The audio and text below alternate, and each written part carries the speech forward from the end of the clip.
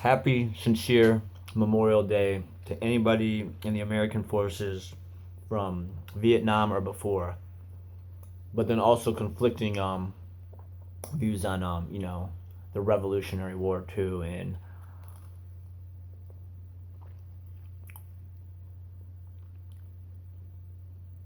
obviously slavery, and then just genocide that's was started on the natives of this land, this spiritual land, to which I feel like fucking the dark energy created from that is manifested into like the failure of our institutions today. But I want to say a motherfucking sincere, happy Memorial Day to my Uncle Bill, who was in Nam and always has really cool stories and likes the Ramones and uh, you know, he's an educated guy. He's always like into books. He's an admirable cat.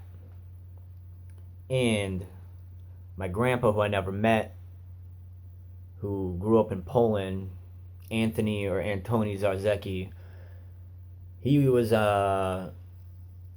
he was in the army and he shot Nazis. So that's fucking cool. Like, which is immediately coincided with my great grandpa on my mom's side, who was a Nazi. But he didn't want to be a Nazi. They forced him into it to try to kill him. Or as the story goes from my deceased grandpa, where we got two stories, and they're long. Bagels, by the way, bagels originated from Poland. But I got barbecue sauce on this and mozzarella. I wonder how many people can't watch this because I'm eating. Crispin, probably one of them.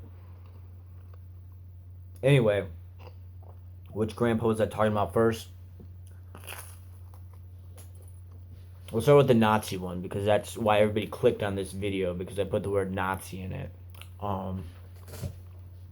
Because either you hate Nazis or you are one, which is not good at all. But anyways, the cool thing about my grandpa, who was a Nazi, my great grandpa, Opa, who I never met because he died in the 70s, he was against the Nazis. He didn't believe in that shit. He knew it was fucked up. He knew it was bullshit. He knew it was like a bunch of brainwash. He said something about like how these people, these powerful people, were just like using the poor to like fight these wars that they didn't even believe in. And like he made sure like my grandpa, when he was a kid who grew up in Germany, my grandpa was being brainwashed by these Nazis in school and stuff, and along those lines of thinking. But his dad made sure he didn't, he made sure he did not join the Hitler Youth, and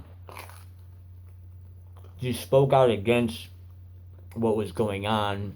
And the story goes that a black car, this big long, like those German 30s, 40s limousine looking ones, they pulled up to his house and they basically said, "I hear what you're saying, but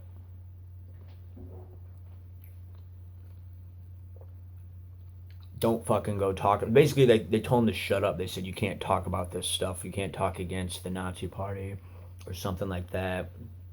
And they didn't kill him, but then they drafted him into the Nazi army as a medic, but they put him on the front line. You don't put medics on in the front. They go after there's battle so they can help the wounded. So it was, the story is that it was evident that they were trying to kill my great grandpa because he was against the Nazis, but they drafted him and then they tried to kill him. But so he got lost in that, and they thought he was dead. My great grandma Oma and my grandpa, and their house got blown off. Oh man, my grandpa saw a fucking Otto saw, oh man, he saw his friend when he was a kid, like, I forget what he said, like 6 to 8, somewhere around there. I know I could have just said 7. But anyways, he saw his head fucking come off because like a fucking bomb went through like his friend's house, and his mom was like clinging to his lifeless body, and shit like that. Anyways, their house got blown up, and then after the war, they found my great grandpa, and all his hair had turned white because of all the horrible shit he said or saw, all the shit he saw, all the fucking murder and you know slaughtering of all these people for no justifiable reason. But anyways, that was that, and then my Polish grandfather, Tata, my aunt calls him Tata. I call him Grandpa, but I don't remember him. I was 6 months old, 1989 October, when he died at 69, which is the same age my Uncle Joe, who recently passed, died at. And I guess he said, "What a great age to die at, 69." But anyways, that back to yeah. So like, my Polish grandpa was born in like Massachusetts. His parents were from Poland. They came over here. I found this on the internet, and then I bugged my dad and my aunt because I wish I knew him better. He was born in Massachusetts, and then they went right back to Poland, and he grew up as a farmer. And then he came back here when he was turning 18, and then World War II broke out, and he joined the U.S. Army. Dude, the shit that happened to Poland was so fucked up. Poland has gone through so many fucking like crazy wars and like borders being changed like for centuries. Like it didn't even exist technically at one time on a map, and I don't know, man. It's I watched this documentary called Struggle that my homeboy told me about, and that shit makes me fucking cry, dog. That shit fucking tears me up. Like, I mean, just so many things. Just, you know, it was a fucked up war. War is fucked up. Like, fucking people dying. That shit is, the way the concentration camps, the torture, the experiments, like, they do that to animals. Still, there's still genocide. There's all this fucked up, really I just, it's not good. It's not good for people. You don't want to feel that, to put that on somebody else's, to put it on yourself. Like, that's, anyways, it's horrifying shit. So the fact that my Polish American grandpa fucking shot Nazis and killed Nazis is pretty fucking awesome. And there was a story that he could have shot Hitler, but it was like a specific set up mission to like end the war, which I guess worked. But so I don't know, I guess he could have shot Hitler, but he couldn't because of like the mission they were on or whatnot. So I don't know, I didn't know him. I heard he was like kind of bitter, so I would imagine that had something to do with Poland being like basically destroyed, and then wanting to shoot Hitler, but then you couldn't, and how that might like drive you crazy, even though Hitler ended up dying, and obviously the Nazis lost the war. I think fucking Bog. But yeah, I mean, that'd be so hard. You want to pull that trigger so bad, and like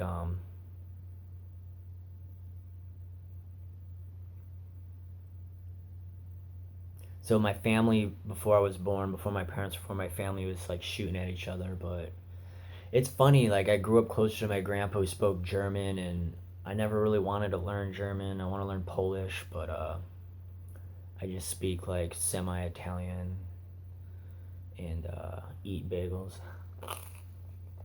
So anyways, I don't think any war we've been in, I think Vietnam was a learning experience to question all the wars we go into. I don't think any of them have been justifiable since. I think World War II is the most important one.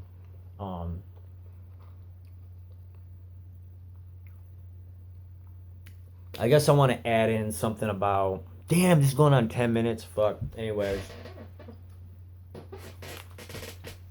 I guess the problem is people don't agree because we're different, and then some people are really deluded, and some people are more clear minded. Um, the whole reality is subjective, and I am a nihilist to a degree, but I also believe in compassion and equality and justice and liberty and all that jazz. Like I believe in like a lot of American principles.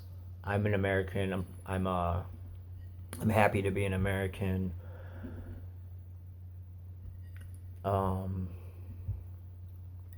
I just think the origins. I mean, I guess every place is like has not had a great start,